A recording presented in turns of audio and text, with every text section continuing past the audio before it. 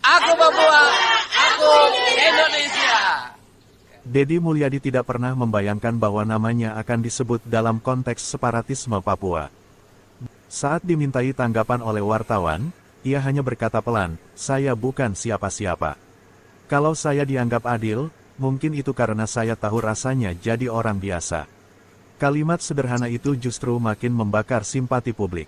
Saat ditanya soal kemungkinan terlibat dalam urusan Papua, "Kalau saya diminta membantu, saya siap. Tapi kalau tidak, saya akan tetap bersama rakyat saya di Jawa Barat," ujarnya. Di balik kesederhanaannya, publik mulai membaca keistimewaan. Deddy tidak pernah mencari panggung, tapi justru panggung yang datang mencarinya. Di sisi lain, kelompok elit politik mulai gelisah. Mereka khawatir bahwa Deddy akan menjadi tokoh yang tidak bisa dikendalikan, apalagi jika arus simpati terus membesar. Beberapa mulai mencoba menggiring opini bahwa pernyataan Benny Wenda adalah bagian dari permainan internasional untuk memecah NKRI. Namun narasi itu tak cukup kuat membendung gelombang harapan rakyat yang telah muak dengan kepalsuan. Di malam hari, Deddy menulis di akun media sosialnya, "Kalau keadilan hadir di semua pelosok negeri, Papua tidak perlu pergi. Saya hanya ingin menjadi pelayan rakyat, bukan pemilik kekuasaan." Postingan itu disukai jutaan orang, dibagikan puluhan ribu kali, dan menjadi bahan diskusi hangat di berbagai ruang digital.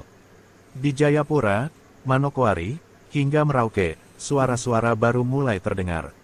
Kaum muda Papua yang selama ini skeptis terhadap pemerintah pusat, mulai membuka diri. Kalau benar ada pemimpin seperti Deddy Mulyadi, mungkin kita bisa berharap lagi, kata seorang aktivis muda di Universitas Cenderawasih. Diskusi terbuka mulai digelar, bukan lagi soal kemerdekaan, tetapi soal siapa yang bisa memimpin dengan hati. Tokoh-tokoh adat dan gereja menggelar pertemuan informal untuk merespons pernyataan Benny Wenda. Sosok Deddy Mulyadi menjadi simbol bahwa pemimpin bisa hadir tanpa membedakan siapa dan dari mana. Media lokal di Papua juga mulai menyoroti perubahan narasi ini. Banyak artikel muncul dengan tajuk, "Harapan Baru dari Tanah Sunda," dan "Jika Jakarta Mau Mendengar." Anak-anak muda Papua membuat mural wajah Deddy di dinding kota dengan tulisan, "Kami tidak ingin merdeka, kami ingin didengar."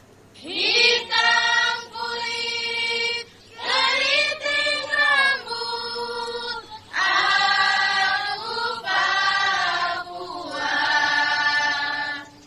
Biar nanti langit terbelah, aku Papua. Aku Papua, aku Indonesia. Kiri dan kanan saya, ini anak-anak Papua yang lagi belajar di SMK Mutiara Bangsa, kelas 10, 11, dan 12. Dulu saya pernah ketemu dengan satu angkatan yang sekarang sudah kuliah di Unpad ya. Sudah ada di Unpad, sudah ada di UPI, dan ini mereka juga nanti kuliah di ITB, di UI, di UGM, di mana saja, sehingga menjadi orang-orang yang mampu mengelola tanah Papua dengan kemampuan dan kecerdasan mereka. Saya pernah berkunjung ke Papua, bermala, menyusuri perbukitan, bertemu dengan tokoh-tokoh adat, dan saya waktu itu bangun pagi menulis lagu berjudul Surga di Tanah Papua. Lagu itu adalah inspirasi saya karena saking mencintai tanah Papua yang indah dan subur. Dan Pak Wali Kota Jayapura mungkin hari ini sudah selesai masa jabatannya, pernah memberi hadiah pada grup musik MK9. Ingat betul, saya 50 juta dikasih grup musik sebagai rasa hormat terhadap lagu Surga di Tanah Papua. Lagu ini adalah lagu kecintaan bagi masyarakat Papua. Mudah-mudahan kita semua senantiasa bersaudara menjaga negara kesatuan Republik Indonesia.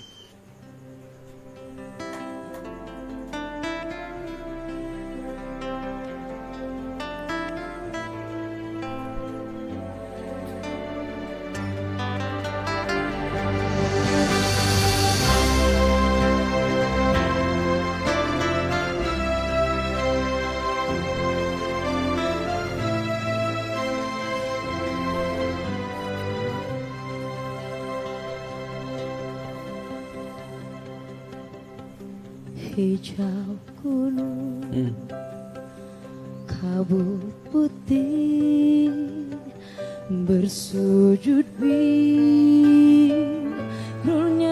langit, telaga di laut. lembah hulu sungai, bertapa di rimba raya.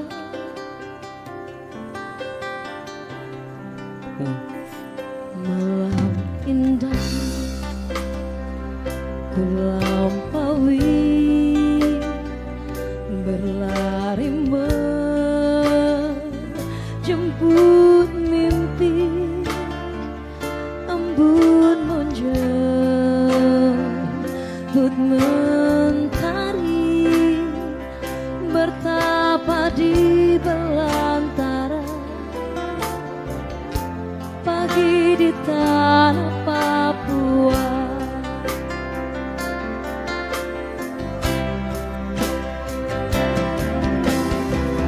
Cantik Kaswari bernyanyi, cendrawasih lembah sunyi, melukis garis takdirmu. Berkampung khatulistiwa, garis hidup Nusantara. Kau jaga nafas dunia, tak pernah disapa.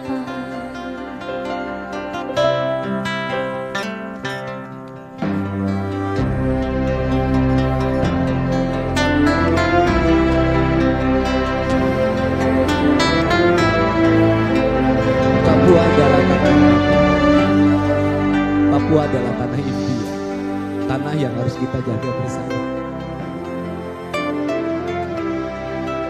Papua adalah saudara kita, sahabat kita, kekasih kebangsaan kita. Mari terus bersama menjaga negeri ini. Kita adalah saudara.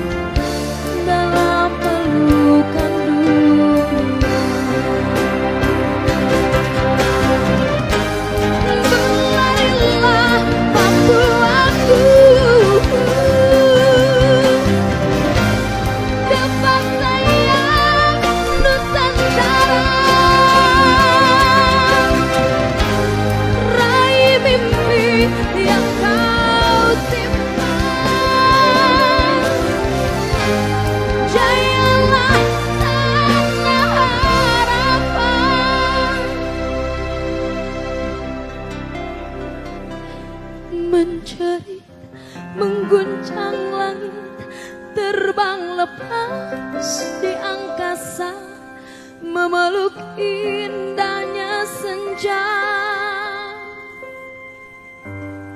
Surga di tanah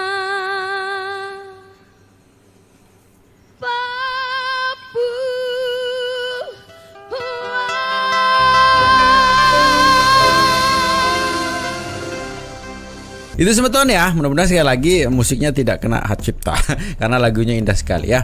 Tapi intinya sebetulnya memang benar ya, warga dari selalu juga saya bilang dari Sabang sampai Merauke ini kan kita semua saudara. Dari itu tanah itu dari Papua, dari timur, dari apa namanya di situ di bawah naungan negara kesatuan Indonesia ini kita adalah satu kesatuan yang utuh begitu. Tapi memang sangat disayangkan ketika seperti pernyataan dari Guru Gumbul begitu ya, ketika memang tidak ada lagi rapat-rapat mengenai pembahasan kesejahteraan di sana di gedung DPR begitu ya, yang mereka sibuk hanya rapat-rapat tentang hal kecil, hal remeh-temeh begitu. Yang ini memang sebagian besar mungkin ini yang membuat rakyat dan saudara-saudara kita di Papua itu merasa dianaktirikan begitu, sedangkan tanahnya di Papua itu hasil tanahnya itu luar biasa begitu ya. Tapi intinya sebetulnya semoga negara kita, negara Indonesia ini tetap jadi satu kesatuan yang utuh yang tidak bisa dipisah-pisahkan ya. Dan selalu di akhir video juga saya pesan untuk kita harus tetap jaga persatuan dan kesatuan kita ya. Assalamualaikum warahmatullahi wabarakatuh.